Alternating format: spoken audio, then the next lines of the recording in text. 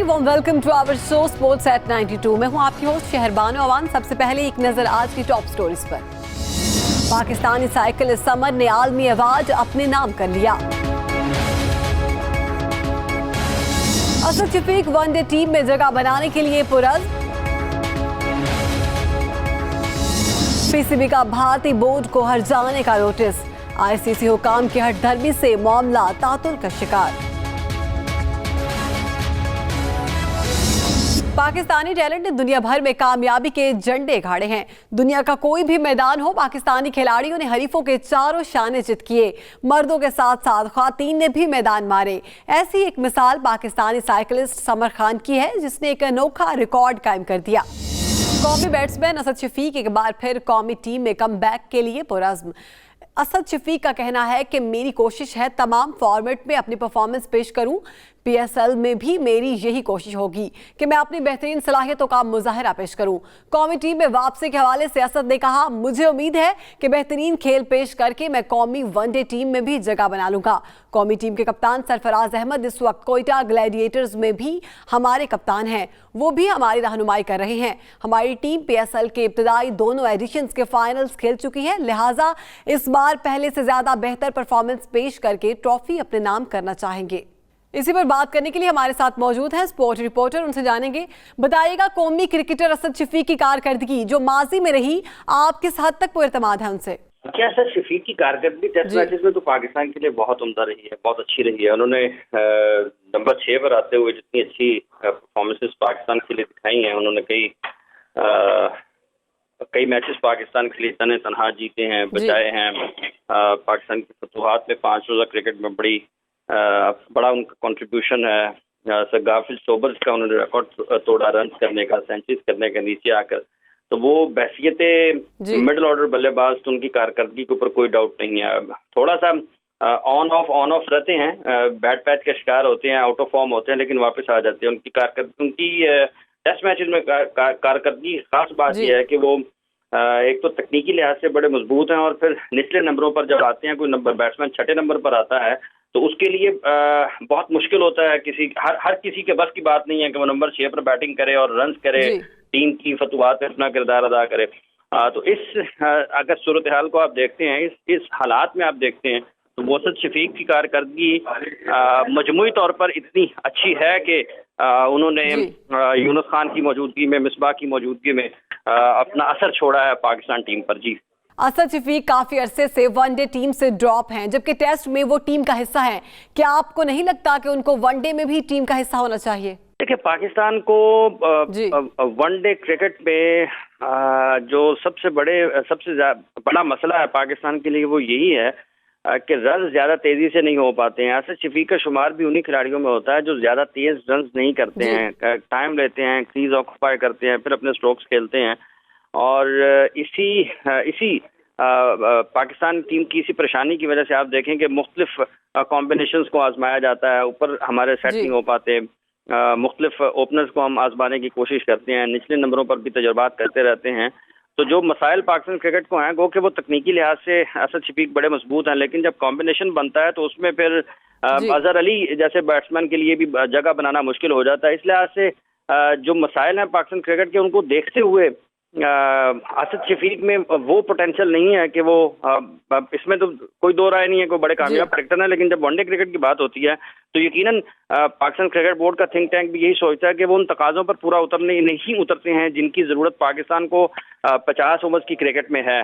तो इसलिए थोड़ा सा अनफेयर हो जाएगा। वो अनलकी उनको कह सकते हैं कि वो पाकिस्तान की वनडे टीम का हिस्सा नहीं है, लेकिन उन मसाइल की वजह से कि आपको 300 रन करना है, 325 रन करना है, 350 रन करने हैं, तो वो यकीनन कहीं ना कहीं वो उस जगह पर तो उनके लिए मसाइल हैं। और उनकी इसी खामी की वजह से, या पाकिस्तान क्रिकेट की टीम के मजमूई तौर पर इस खामी की वजह से उन्हें 5 रोज़ा क्रिकेट के कामयाब बल्लेबाज होने के बावजूद 1 रोज़ा क्रिकेट में उनको ऊपर इतना ज्यादा इन्हिसार नहीं किया जाता। जी, ये भी बताइएगा, वनडे में कौमी टीम काफी कमजोर है और स्कोर करने की सलाहियत भी नहीं है, इसकी क्या वजह है?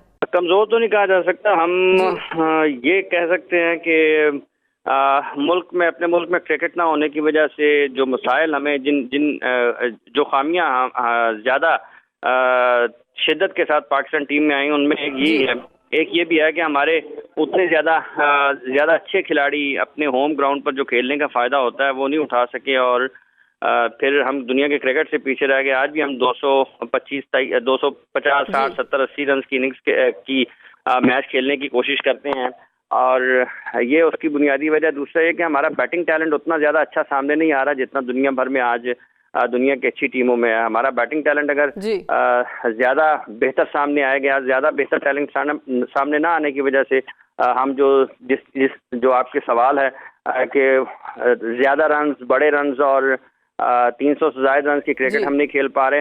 हमें कुछ प्लेयर्स हमारे पास मौजूद हैं, लेकिन हमने उनको भी इन आउट करके उनका ट्रीटमेंट ठीक नहीं हुआ, उनके साथ हमने हैंडलिंग ठीक नहीं की। उमर अकमल की बात कर लें, शोएब मकसूद की बात कर लें, अहमद शहजाद की बात कर लें, दीगर इस तरह के नौजवान क्रिकेटर्स को हमने उनकी हैंडलिंग खराब होने की वजह से हम अपने बासलाहियत खिलाड़ियों की जो खिदमात है उनसे महरूम रहे। इसके साथ साथ दीगर मसाइल ये हैं कि हमारे पास बैटिंग टैलेंट उस तरह का नहीं है जो हर तरह के हालात में एडजस्ट कर जाए, लंबे इनिंग्स खेले, क्रीज ऑक्यूपाई करे, ओपोनेंट को वो डिस्ट्रॉय कर दे। इस तरह का टैलेंट भी हमारे पास नहीं है। जी, आपके ख्याल में वनडे टीम की कारकर्दगी में बेहतरी के लिए पीसीबी को क्या इकदाम करने होंगे?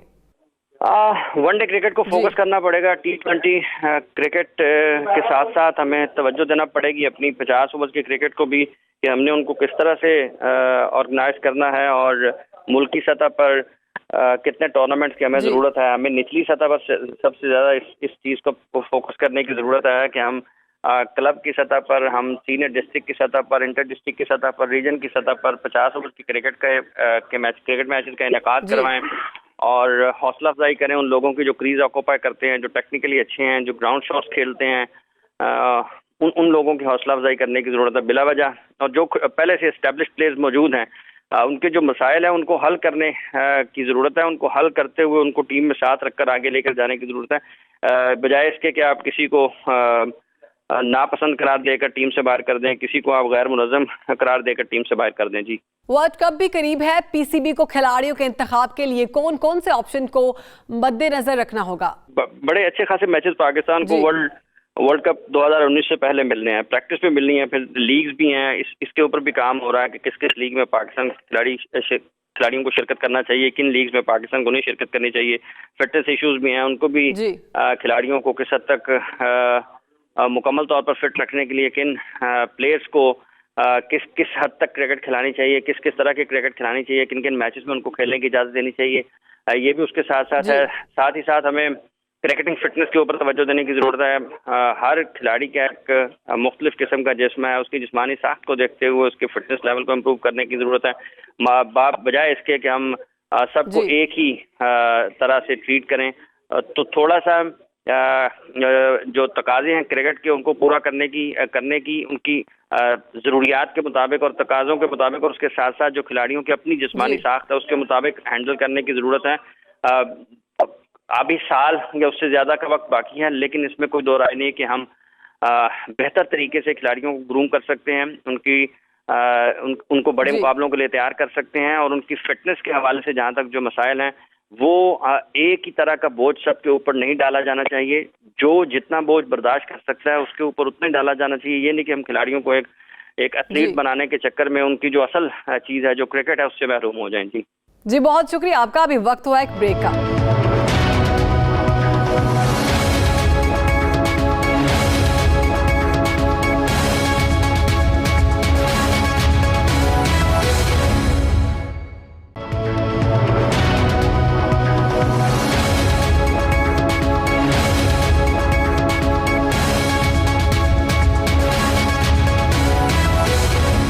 पाकिस्तान क्रिकेट बोर्ड पीसीबी की जानिब से भारतीय क्रिकेट बोर्ड के खिलाफ हर्जाने का notice International Cricket Council ICC हुकाम की हठधर्मी के बायस बदस्तूर खटाई में है। 3 माह गुजर जाने के बावजूद केस सुस्तरवी का शिकार है। इस सिलसिले में भारत से ताल्लुक रखने वाले आईसीसी के सदर शशांक मनोहर जानिबदारी का मुजाहिरा कर रहे हैं, जबकि आईसीसी का कहना है कि उनके कानूनी माहिरीन इस केस का जायजा ले रहे हैं, जिसके बाद आईसीसी के तनाज़ात हल करने वाली कमेटी एक्शन में आएगी। पीसीबी का गवर्निंग बोर्ड पहले ही अपनी मीटिंग में रोलिंग दे चुका है कि शशांक मनोहर मीटिंग में सालिस की हैसियत से बैठे थे, लेकिन मीटिंग के इख्तिताम पर ऐसा लग रहा था कि वो भारतीय क्रिकेट बोर्ड के तर्जमान हैं। पाकिस्तान क्रिकेट बोर्ड का कहना है कि पाकिस्तान ने नवंबर में अपना केस आईसीसी को भिजवा दिया था। दोनों बोर्ड्स ने माइकल बेलोफ को अपने अपने नुमाइंदे बता दिए थे, लेकिन 3 माह के गुजरने के बावजूद केस में पेशरफ्त सामने नहीं आई है। जराए का कहना है कि भारतीय क्रिकेट बोर्ड के साबिक सदर और आईसीसी के मौजूदा सरबराह सुशांत मनोहर इस केस में गैर जानिबदारी दिखाने में नाकाम हैं। उन्होंने साबिक पीसीबी चेयरमैन शहरियार खान को कानूनी चाराजोई से गुरेज करने की हिदायत की थी। इसी पर बात करने के लिए हमारे साथ मौजूद हैं स्पोर्ट रिपोर्टर, उनसे जानेंगे पाकिस्तान क्रिकेट बोर्ड की जानिब से भारतीय क्रिकेट बोर्ड के खिलाफ हर्जाने का नोटिस इंटरनेशनल क्रिकेट काउंसिल हुकाम की हठधर्मी के बायस बदस्तूर खटाई में है। बताइएगा, क्या आपके ख्याल में पाकिस्तान का जो मुतालबा था वो पूरा हो सकेगा? जी बिल्कुल, ये एक बड़ा बर्निंग इस वक्त पॉइंट है पाकिस्तान और इंडिया क्रिकेट के दरमियान, क्योंकि दोनों जो है कई सालों से नहीं खेले और पाकिस्तान तो जाके दौरे भी कराए, लेकिन भारत जो था वो बिल्कुल अपनी टीम नहीं भेजा। और खास तौर पर जो मुआहदा हुआ बिग थ्री का MOU हुआ कि हमने 8 सीरीज खेलनी है, लेकिन वो उसको भी ऑन नहीं किया और भारत की कोई टीम पाकिस्तान नहीं आई, जिससे पाकिस्तान ने जो ICC जो थी अपील दायर की कि हमें जो इसका हर्जाना भारत अदा करे। तो यकीनी तौर पे ये काफ़ी इससे परेशान कुन बात है, चूँकि जब ये दायर की गई थी अपील तो कहा गया था कि ICC जो है उसकी जो कमेटी है वो 1 माह के बाद इसके लिए जो है वो एक कोई नोटिस जारी करेगी और देखेगी कि आया इसे एक या कोई कमेटी सुनेगी या दोनों जो भारत और पाकिस्तान हैं उनकी जानिब से भी कोई नॉमिनेशन की जाएगी और फिर वो मिल के एक पैनल जो है वो इसको सुनेगा। पाकिस्तान क्रिकेट बोर्ड के चेयरमैन नजम सेठी जो है इसके गाहे बगाहे ईमेल कर चुके हैं ICC को। अभी भी जो गुज़िश्ता हफ्ता ही वहाँ पे इजलास हुआ था दुबई में ICC का, वहाँ भी इस पे बात की गई, लेकिन अभी तक उसका कोई मुस्बत जवाब नहीं आया।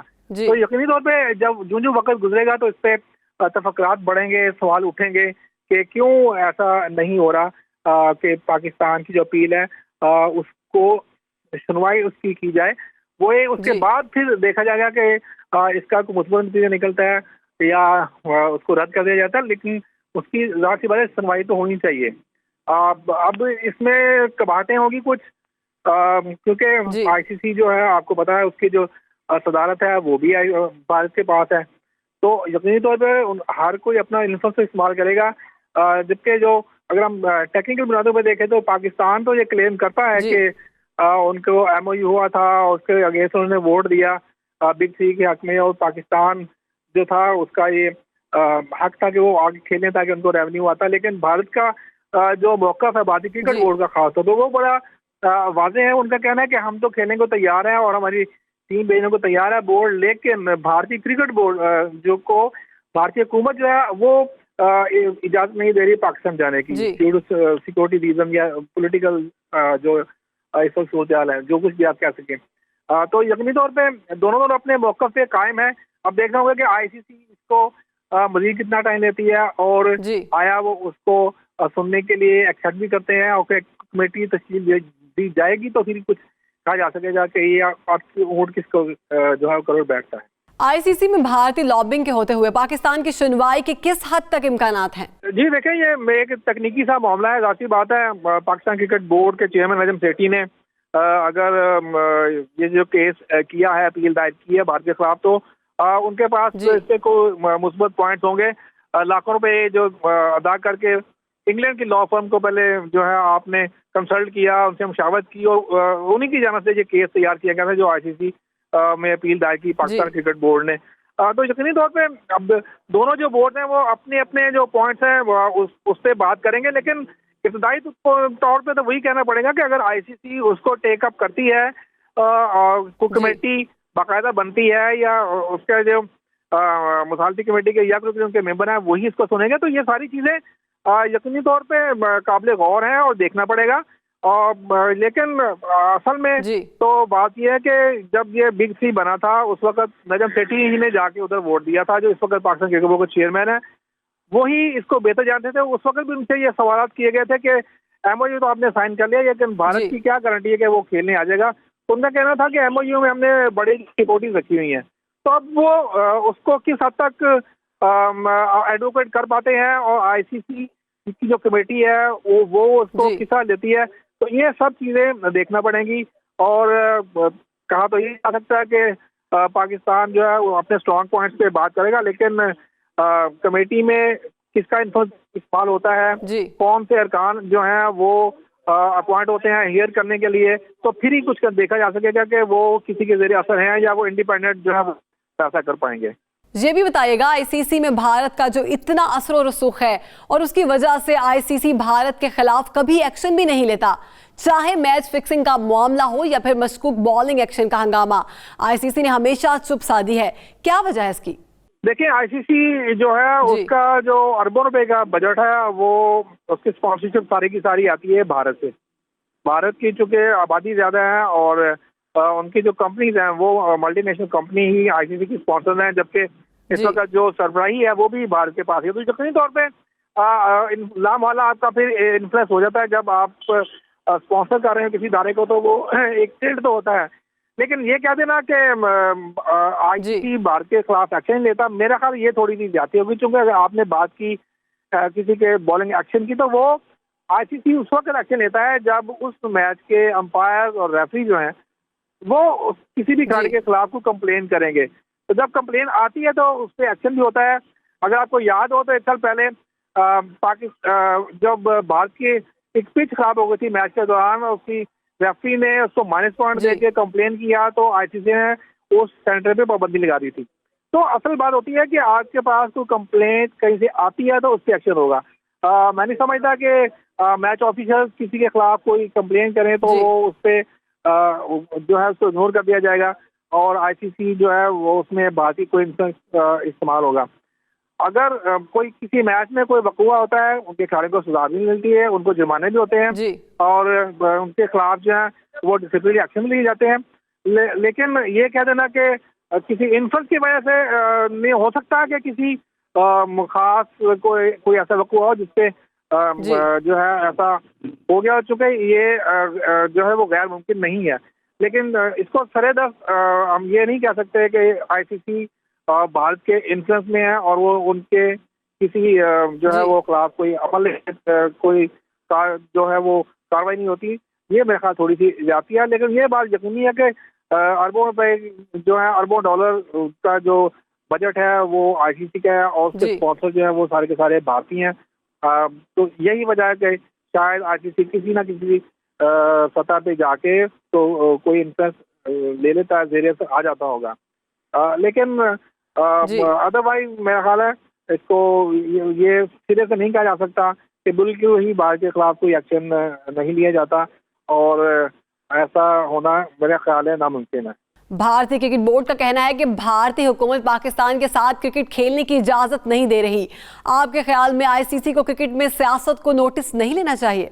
देखिए, ये जो है ना आईसीसी की आप बात करते हैं तो आईसीसी एक अथॉरिटी है जिन्होंने अपने जो मेंबर ममालिक हैं उनके दरमियान क्रिकेट को ऑर्गेनाइज होता है, लेकिन किसने किससे खेलना है किससे नहीं खेलना ये उन ममालिक के अपने बाहमी जो है वो रवाबत होते हैं और वो अपने दौरे फिक्स करते हैं। जैसा आप आजकल एफटीपी का नाम सुन रहे होंगे कि आजकल एफटीपी बन रही है, फ्यूचर टूर प्रोग्राम, 3 साल के लिए तमाम ममालिक बैठ के तो एक दूसरे को साथ सीरीज खेलने के मुआहदे कर रहे हैं। तो ये हमेशा बायलैटरल होता है कि अगर एक मुल्क दूसरे मुल्क में खेल जाता तो लामवाला फिर वो मुल्क जो है वो जवाबी दौरा करना भी उस मुल्क में आएगा।